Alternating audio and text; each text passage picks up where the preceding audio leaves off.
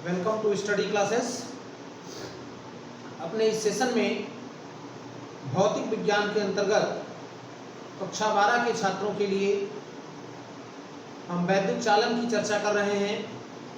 NCERT पाठ्यक्रम के अनुसार ये आपका तीसरा चैप्टर है और उसमें वैद्युत चालन का लगभग लास्ट टॉपिक चल रहा है। प्रतिरोधों के संयोजन की चर्चा हमको करनी है। इसके बाद सिंपल सर्किट में किरचॉफ लॉ, व्हिटस्टोन ब्रिज, पोटेंशियोमीटर, ये कुछ टॉपिक होंगे जिनका हम डिस्कशन अपने इस चैनल पर करेंगे।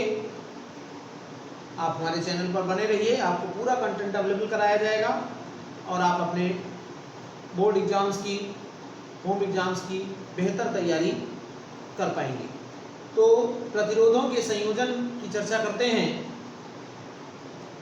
धारिताओं के संयोजन की चर्चा की गई है। प्रतिरोधों का संयोजन आप 9th-10th में पढ़ चुके हैं। धारिताओं के संयोजन की यहाँ चर्चा की गई। संधारित्र एक चैप्टर पढ़ाया गया, परावैद्युत और संधारित्र। वहाँ श्रेणी क्रम में धारिता, तुल्य धारिता निकाली गई। 1/C बराबर 1/C1 धन 1/C2 धन 1/C3 एंड सो ऑन। और समांतर क्रम में तुल्य धारिता निकाली गई। C बराबर C1 plus C2 plus C3। प्रतिरोध और संधारित्र की जो तुल्य मान है वो एक दूसरे के व्युत्क्रम है। यानी जो प्रतिरोधों का श्रेणी क्रम है वो धारिताओं का समांतर क्रम है और जो प्रतिरोधों का समांतर क्रम है वो धारिताओं का श्रेणी क्रम है। आप पढ़ चुके हैं कि श्रेणी क्रम और समांतर क्रम क्या होता है।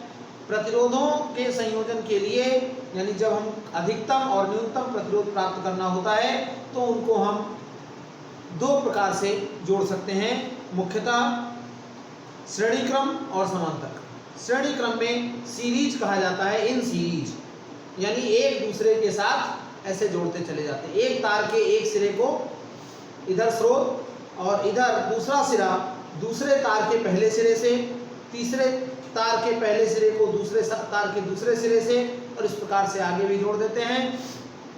पहले तार के पहले सिरे और अंतिम तार के अंतिम सिरे को हम ले जाकर सेल से जोड़ देते हैं और इस प्रकार से हमारा ये श्रेणी क्रम संयोजन तैयार हो जाता है।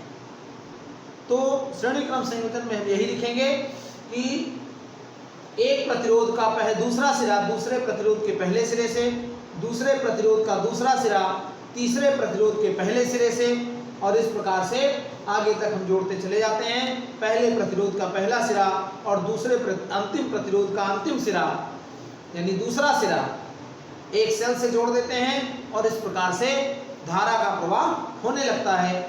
जब श्रेणी क्रम संयोजन की बात करते हैं तो सभी प्रतिरोधों में बहने वाली धारा समान होती है, जबकि सभी प्रतिरोधों में विभवांतर का मान अलग अलग होता है। तो श्रेणी क्रम का संयोजन का प्रूफ अगर देखें, श्रेणी क्रम संयोजन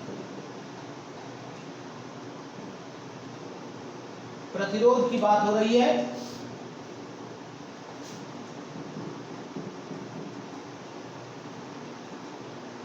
प्रतिरोध श्रेणी क्रम संयोजन,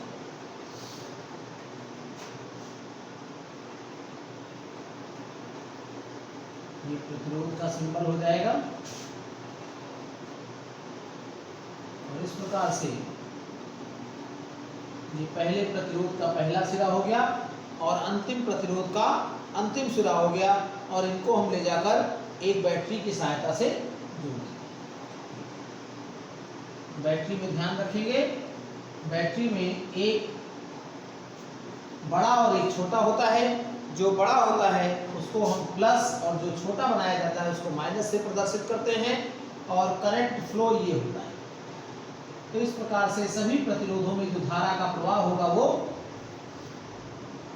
एक ही होगा और इसको हम I कह सकते हैं। ये हमारा करंट फ्लो हो जाएगा, सब में धारा का प्रवाह I ही होगा और इसको हम R1, इसको R2 और इसको R3, इनके बीच V1, इनके बीच V2 और इनके बीच V3। इस प्रकार से यदि तुल्य प्रतिरोध आर हो तो V बराबर आई आर, V1 बराबर आई आर वन, V2 बराबर आई आर टू और V3 बराबर आई आर। अब हम लिखेंगे क्या कि माना तीन प्रतिरोध R1, R2, R3 हैं जिनको श्रेणी क्रम में जोड़ा गया है। एक सेल से जोड़ने पर इनमें प्रवाहित होने वाली धारा I है। सभी प्रतिरोधों में समान धारा I बहेगी। माना सेल के द्वारा दिया गया विभवांतर V है, तो ये विभवांतर तीनों प्रतिरोधों में क्रमशः V1, V2, V3 के रूप में बढ़ जाएगा। यानी यदि तुल्य प्रतिरोध R है तो V बराबर IR, V1 बराबर IR1, V2 बराबर IR2 और V3 बराबर IR3। अब क्योंकि V बराबर क्या होता है, V1 plus V2 plus V3, जो हमने V विभवांतर दिया यहाँ पर वही विभवांतर सब में बढ़ गया है, तो इसलिए V बराबर V1 plus V2 plus V3। और यहाँ हम अगर मान रख दें IR2 प्लस IR3 यानी R बराबर R1 plus R2 plus R3। ये आपका श्रेणी क्रम संयोजन में तुल्य प्रतिरोध का सूत्र हो गया। और आपने जब श्रेणी क्रम संयोजन धारिताओं के लिए निकाला था तो 1/C बराबर 1/C1 plus 1/C2 plus 1/C3 आएगा। यानी प्रतिरोध और धारिता का एक दूसरे में चेंज हो जाता है। तो इस प्रकार से हम ये कह सकते हैं कि जब प्रतिरोधों को श्रेणी क्रम में जोड़ा जाता है तो तुल्य प्रतिरोध का मान अधिकतम होता है, और जो अलग अलग प्रतिरोध हैं उनमें भी जो सबसे बड़ा प्रतिरोध है उससे भी सबसे अधिकतम होता है।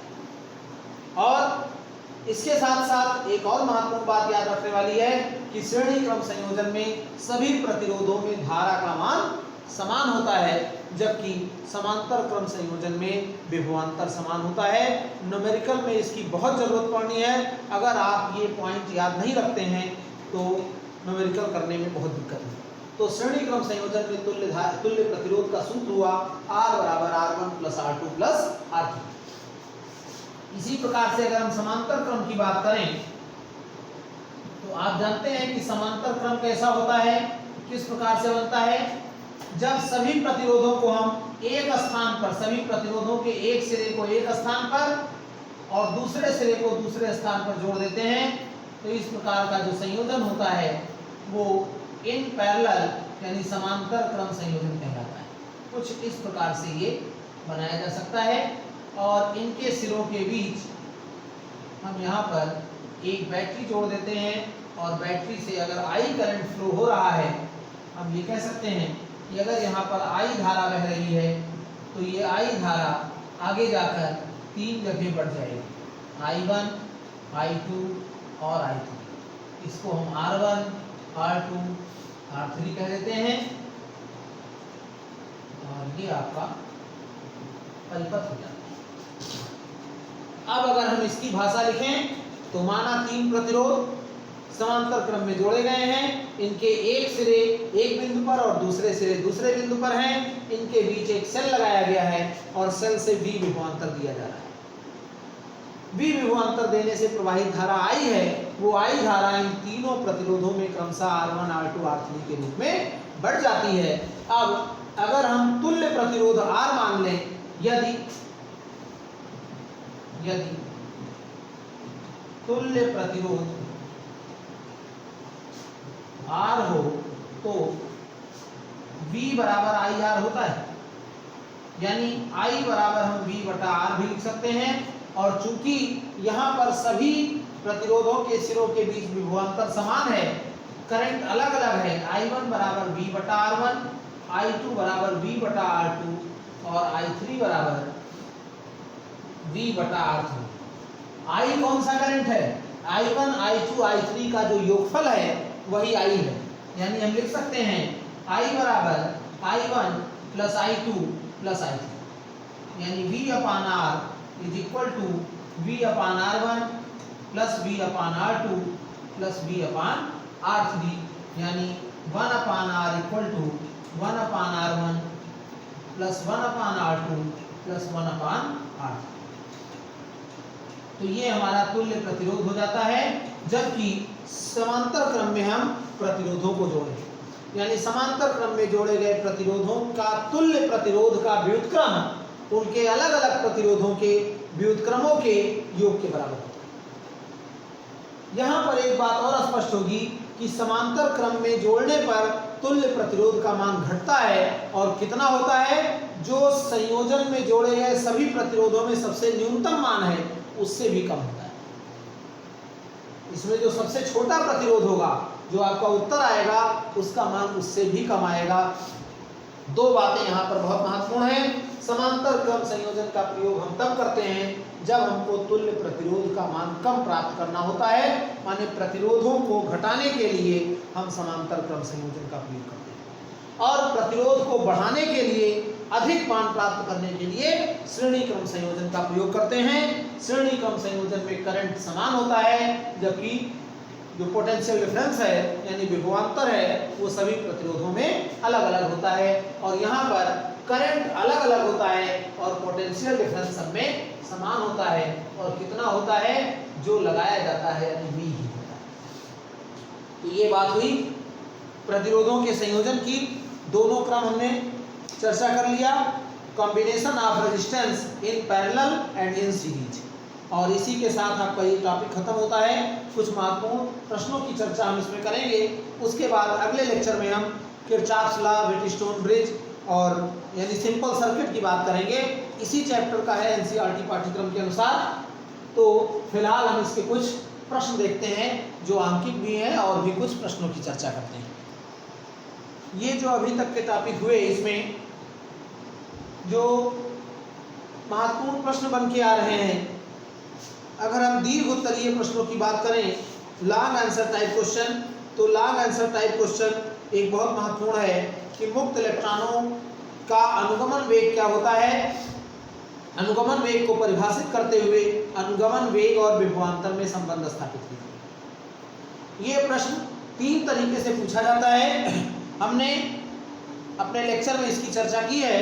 तीन तरीके से कैसे पूछा जाता है फिर बताए दे रहे हैं। मुक्त इलेक्ट्रॉन मॉडल से अनुगमन वेग, मुक्त इलेक्ट्रॉन मॉडल से ओम के नियम की उत्पत्ति समझाइए, अथवा अपवाह वेग के आधार पर ओम के नियम की उत्पत्ति समझाइए, अथवा अनुगमन वेग और विभवांतर में संबंध स्थापित कीजिए। ये तीनों क्वेश्चन एक ही हैं। जो तीसरा वाला हमने बताया अनुगमन वेग और विभवांतर में संबंध, उसको लिखने के लिए आपको शेष दोनों प्रश्न जो हैं उनके ऊपर की थोड़ी सी लाइन, 3-4 लाइनें ऊपर की और नीचे की 3-4 लाइनें कट जाएंगी, और बाकी जो पार्ट होगा वो आपका VD बराबर EV टाउ बटा ML, ये प्रूफ आपका आएगा। अनुगमन वेग और विभवांतर में संबंध VD बराबर EV टाउ बटा ML, ये अनुगमन वेग और विभवांतर में संबंध होता है। आपको याद भी होना चाहिए EV टाउ अपॉन ML।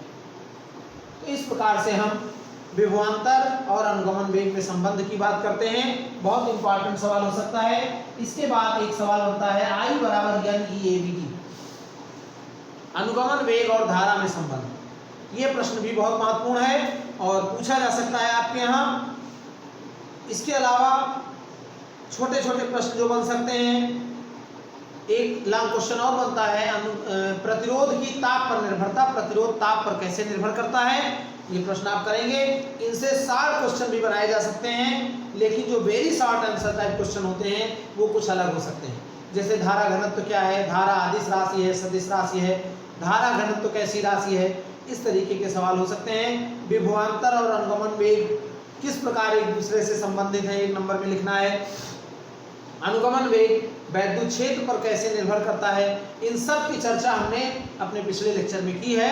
आप प्रश्न को लिखें, उसका उत्तर ढूंढ कर लिखें, तो मुझे लगता है कि आपका ये अच्छा तैयार हो सकता है। एक प्रश्न यहाँ पर हम बात करते हैं, R ओम के n प्रतिरोध हैं, R ओम के n प्रतिरोधों को, R ओम के n प्रतिरोधों को पहले श्रेणी क्रम तथा फिर समांतर क्रम में जोड़ा जाता है। यदि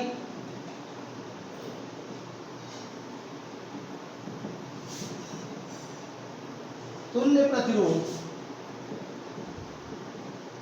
क्रमशः RS तथा RP हो तो दिखाइए RS माइनस RP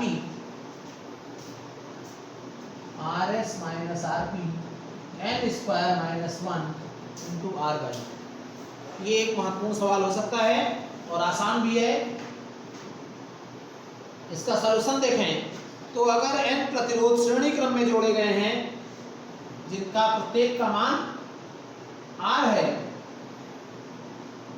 तो श्रेणी क्रम में RS बराबर R प्लस R कितने बार? n बार, और n बार जो हम लिखेंगे तो n इंटू R हो जाएगा। समांतर क्रम में क्या होगा? समांतर क्रम को पार्श्व क्रम भी कहा जाता है, पैरेलल। ये आप ध्यान रखेंगे, 1/RP बराबर 1/R और n बार, तो हो जाएगा n/R, यानी RP बराबर R/A। और अब आप यहां मान रख दीजिए RS minus RP is equal to NR minus R/N, यानी n minus 1/n into R, और इसको हम लिख सकते हैं n square minus 1 into R/N। ये क्वेश्चन आपका यहाँ से हो जाता है, महत्वपूर्ण सवाल हो सकता है।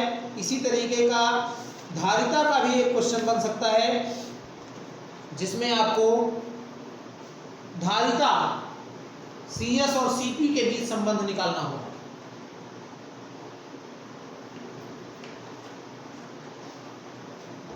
इस तरीके के आपके प्रश्न आंकिक के बन सकते हैं। एक अगला प्रश्न देखें, महत्वपूर्ण भी हो सकता है। एक परिपथ दिया है और कह रहे हैं शक्ति ह्रास की गणना कीजिए। संलग्न परिपथ में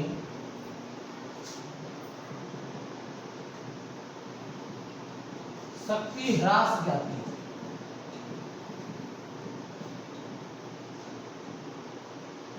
पहले परिपथ बना हुआ है,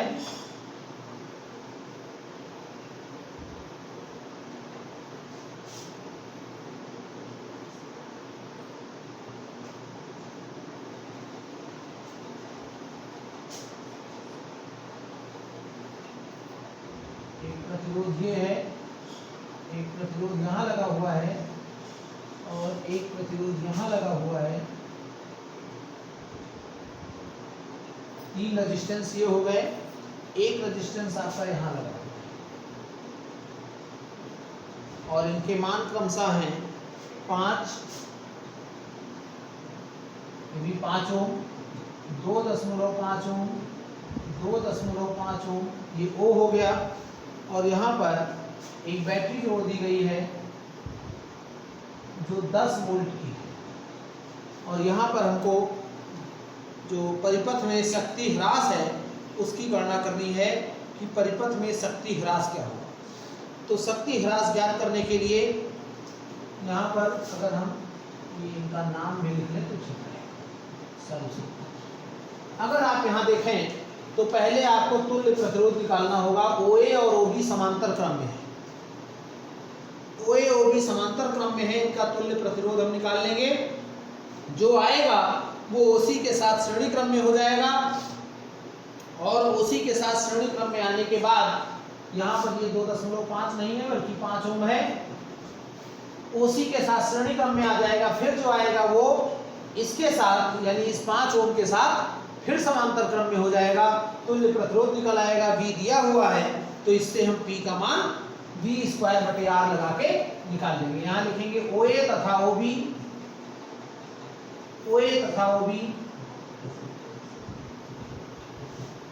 समांतर क्रम में है, तुल्य प्रतिरोध आर डैश हो तो 1/r डैश बराबर 1/5 1/5 यानी 2/5, यानी आर डैश क्या हो जाएगा 5/2 यानी 2.5। अब आर डैश तथा ओसी श्रेणी क्रम में है तुल्य प्रतिरोध क्या हो जाएगा, जुड़ जाएगा। आर डबल डैश बराबर 2.5 प्लस ओसी भी 2.5 यानी 5। अब आर डबल डैश तथा 5 ओम ये वाला समांतर क्रम में है।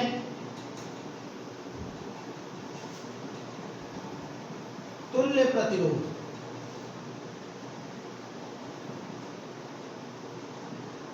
आर हो तो 1/r बराबर 1/5 धन 1/5, जैसे ऊपर हमने किया, तो r बराबर 5/2। शक्ति ह्रास निकालना है, यानी P बराबर v²/r, v हो गया 10 गुणे 10, 5 2 ऊपर चला जाएगा, 5 दूनी 10 यानी 40 वाट। तो आपका शक्ति ह्रास 40 वाट हो जाएगा। बहुत इंपॉर्टेंट प्रश्न हो सकता है ये। एक बहुत महत्वपूर्ण प्रश्न है, 2018 में पूछा भी गया है बोर्ड एग्जाम में। एक यहाँ पर 5 प्रतिरोध जोड़े गए हैं और हमको तुल्य प्रतिरोध निकालना है ए और बी के बीच, ए और डी के बीच और ए और सी के बीच। जैसा कि आप जानते हैं कि श्रेणी क्रम और समांतर क्रम में जब हम प्रतिरोधों को छोटे छोटे भागों में बांट लेते हैं तभी तुल्य प्रतिरोध हम ज्ञात कर सकते हैं। जैसे धारिता का संयोजन उसी प्रकार से प्रतिरोध का। यहाँ पर अगर हम ए और बी की बात करें, इसको जब हम ऐसे पकड़कर खींचेंगे तो ए डी सीधा हो जाएगा, ए बी और डी सी श्रेणी क्रम हो जाएगा। जो आएगा वो ए सी के साथ समांतर क्रम होगा, फिर जो आएगा वो बी सी के साथ श्रेणी क्रम होगा और इसके बाद जो आएगा वो ए बी के साथ समांतर क्रम हो जाएगा। आप यहाँ देखें, इसका चित्र कुछ इस तरीके से होगा। ए तथा बी के बीच क्या होगा, ए और बी के बीच ऐसे खींचेंगे तो कुछ इस तरीके से ये बन जाएगा। ये हो गया 4 ओम और ये हो जाएगा 6 ओम। आप अगर खींचना नहीं समझ पा रहे हैं तो प्रतिरोध तुल्य नहीं निकाल सकते हैं, इसलिए पहले आप परिपथ को खींचना सीखिए। ये 10 ओम हो जाएगा। जब हम खींचेंगे इसको तो ये दोनों सीधे हो जाएंगे और उसके पैरेलल में ये हो जाएगा, और जो ये बचेगा उसके साथ ये फिर सीधा हो जाएगा, यानी ये फिर 5 ओम ऐसे हो जाएगा और जो बचेगा 10 ओम बचा वो यहाँ आपका आ जाएगा। कुछ इस तरीके का प्रतिरोध आपका 5 ओम प्रतिरोध बढ़ जाएगा और आपका ये ए हो जाएगा, ये बी, और यहाँ पर ये 10 ओम, ये आपका 5 ओम। फिर एक बार देख लेते हैं, ये खींचने पर ये सीधा हो गया 6 4, ये 10 इसके पैरेलल में आ जाएगा, 5 फिर सीरीज में आएगा और जो बचेगा वो 10 के साथ फिर सीरीज में आ जाएगा। यही भाग ए बी है और यही भाग ए बी है। ए बी और ए डी एक तरीके का है। तो अगर हम इसको सॉल्व करें तो 6 और 4 श्रेणी क्रम में है, 4 ओम तथा 6 ओम का तुल्य प्रतिरोध क्या हो जाएगा, R1 बराबर 4 धन 6 यानी 10 ओम। श्रेणी क्रम में तुल्य प्रतिरोध जोड़कर निकालते हैं तो ये 10 ओम, और ये 10 ओम R1 इस 10 के साथ R1 तथा 10 ओम समांतर क्रम में है, समांतर क्रम में है। तुल्य प्रतिरोध, तुल्य प्रतिरोध R2 हो तो 1/R2 बराबर 1/10 धन 1/10 यानी 2/10, तो R2 हो जाएगा 5 ओम हो जाएगा R2। अब R2 का मान 5 ओम हो जाएगा। इसके बाद यानी इतना 5 ओम हो गया, ये फिर इस 5 ओम के साथ R2 तथा 5 ओम श्रेणी क्रम में है, श्रेणी क्रम में है। तुल्य प्रतिरोध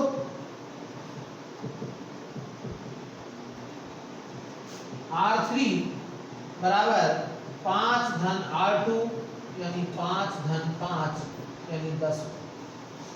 ये आपका यहाँ पर 10 ओम आ गया। अब 10 ओम और फिर ये जो है वो फिर समांतर क्रम में हो जाएगा और तुल्य प्रतिरोध RB हो जाएगा, यानी R3 तथा 10 ओम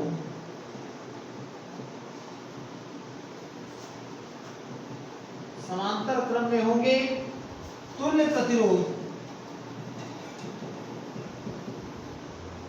R हो तो 1/R equal to 1/R3 plus 1/10। तो 1/R3 माने 1/10 और 1/10 2/10 यानी R इक्वल टू 5। तो ये आपका तुल्य प्रतिरोध है A और B के बीच हमने निकाल लिया। फिर एक बार देखेंगे आप, A और D के बीच अगर पूछा जा रहा है तो जैसे यहाँ खींचे थे ऐसे यहाँ खींच देंगे। जब ये खींचेंगे तो 10 और 5 श्रेणी क्रम हो जाएगा, फिर जो आएगा वो इस 10 के साथ समांतर क्रम होगा और फिर जो इतना आएगा वो इस 6 के साथ श्रेणी क्रम होगा और फिर 4 के साथ समांतर क्रम हो जाएगा। बिल्कुल यही तरीका लगाकर आप A और D के बीच तुल्य प्रतिरोध निकाल लेंगे और इसका उत्तर आपका आएगा 3 ओम। अब बात आती है R3 को, या ये कह सकते हैं कि A और C के बीच। A और C वाला बहुत आसान है, इसको ऐसे पकड़ के खींच देना है। 3 प्रतिरोध आपके पास बने, ये 6 और 4 श्रेणी क्रम हो गया, ये 10 और 5 श्रेणी क्रम हो गया और तीनों आपके समांतर क्रम में हो जाएंगे और आप तुल्य प्रतिरोध निकालेंगे। तो मुझे लगता है कि A और D वाला तो आप निकाल ही लेंगे। फिर एक बार A D निकालेंगे तो ये 10 5 श्रेणी क्रम हो जाएगा, जो आएगा वो इस 10 के साथ समांतर क्रम हो जाएगा, जो आएगा वो इस 6 के साथ श्रेणी क्रम हो जाएगा और फिर जो पूरे का आएगा वो इस 4 के साथ समांतर क्रम आ जाएगा और तुल्य प्रतिरोध 3 ओम आएगा। मौखिक रूप से हम किए दे रहे हैं। 10 और 5 का श्रेणी क्रम निकालेंगे तो 15 ओम हो गया। 15 और 10 का श्रेणी क्रम समांतर क्रम निकालेंगे तो आपका 4/30 5/30 यानी 6 ओम आ जाएगा और 6 ओम इस 6 ओम के साथ फिर श्रेणी क्रम निकालेंगे तो 12 ओम आ जाएगा और 12 ओम का 4 ओम के साथ समांतर क्रम निकालेंगे तो 1/4 धन 1/12 यानी 4/12 यानी 3 ओम उत्तर आ जाएगा। तो ये आप कर लेंगे और जो थर्ड पार्ट है यानी A और C के बीच उसको हम यहाँ कर रहे हैं। तो ये सेकंड का हमने फिगर ड्रा कर दिया है। 10 5 का 15 ओम हो जाएगा, 15 और 10 का निकालेंगे समांतर क्रम में तो 1/15 धन 1/10 यानी आपका 6 ओम आ जाएगा। 6 का इस 6 के साथ श्रेणी क्रम में 12 ओम और 12 ओम का 4 ओम के साथ समांतर क्रम में हो जाएगा तो आपका 3 ओम आपका ये उत्तर आ जाएगा। और तीसरा हम देखते हैं तो बहुत आसान है, ऐसे पकड़ कर खींच देंगे। 4 और 6 ओम श्रेणी क्रम, 10 और 5 भी श्रेणी क्रम और फिर जो तीनों बनेंगे वो आपस में समांतर क्रम हो जाएंगे यानी 4 ओम तथा 6 ओम का तुल्य प्रतिरोध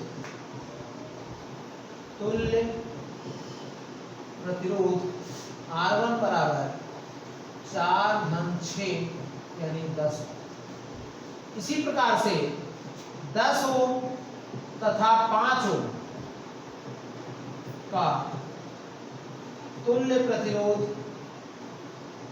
R2 बराबर 5 धन 10 यानी 15 ओम और फिर R1 R2 तथा ये 10 ओम का तुल्य प्रतिरोध R हो तो ये सब समांतर क्रम में दिख रहे हैं। सबका एक सिरा एक बिंदु पर और दूसरा सिरा दूसरे बिंदु पर है तो 1/R बराबर 1/R1 1/R2 और 1/10 तो 1/10 1/15 और 1/10 इनका एलसीएम लेंगे तो 30 हो जाएगा। 3 2 3 तो 6 2 8 8/30 यानी R बराबर 30/8 8 24 6 30 8 7 56 3.75 ओम। ये आपका एक इम्पॉर्टेंट प्रश्न था, 2018 में बोर्ड में पूछा भी गया है। इनको आप करेंगे। कुछ और महत्वपूर्ण प्रश्नों की चर्चा हमको करनी है, लेकिन उनकी चर्चा आज नहीं, अगले लेक्चर में हम उनकी चर्चा करेंगे। कुछ न्यूमेरिकल भी महत्वपूर्ण हो सकते हैं, और उसके बाद यानी कुछ महत्वपूर्ण प्रश्न कराने के बाद फिर हम सिंपल सर्किट की बात करेंगे, यानी सेल क्या होता है, वैद्युत वाहक बल क्या होता है, इन सब की चर्चा हम अगले लेक्चर में करने का प्रयास करेंगे। तो आप हमारे चैनल पर बने रहिए। Study classes bye Ajay Mehrotra को अगर आपने अभी तक सब्सक्राइब नहीं किया है तो सब्सक्राइब कर लें। इस पर हम मैथमेटिक्स और फिजिक्स के टोटल कंटेंट आपको 9th to 12th according to guideline of NCERT हम अवेलेबल करा रहे हैं। तो उस गाइडलाइन के हिसाब से आप अपना सिलेबस आसानी से तैयार कर सकते हैं। अगर आपने चैनल को सब्सक्राइब नहीं किया है तो चैनल को सब्सक्राइब कर लीजिए, बेल आइकन को प्रेस कर दीजिए, ताकि आपको इस पर आने वाले वीडियोस के नोटिफिकेशन मिलते रहें और आप इनका बेहतर लाभ ले पाएं। वीडियो को लाइक और शेयर अधिक से अधिक करें। धन्यवाद।